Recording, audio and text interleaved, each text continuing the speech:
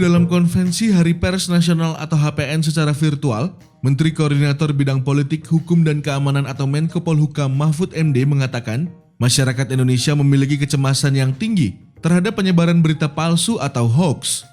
Mahfud menyebut ada dua sisi pandangan masyarakat terhadap media berdasarkan survei terbaru Edelman Trust Barometer.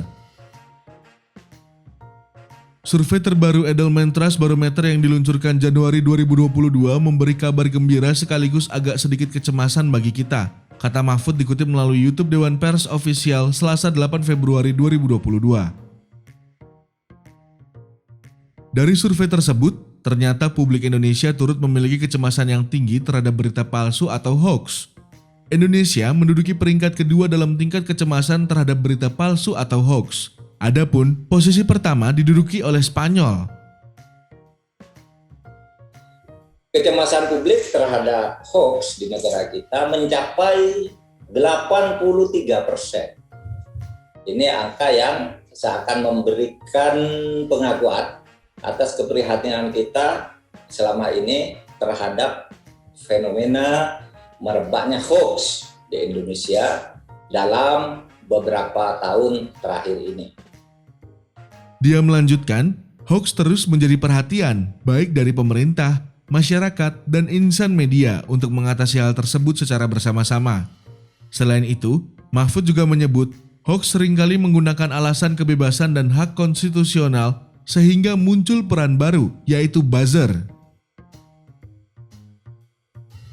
Selama ini tuduhannya, lalu pemerintah jangan memelihara buzzer, jangan membayar buzzer dan sebagainya. Tapi kalau kita lihat kok yang disebut buzzer itu selalu orang yang membela atau ada di pihak pemerintah.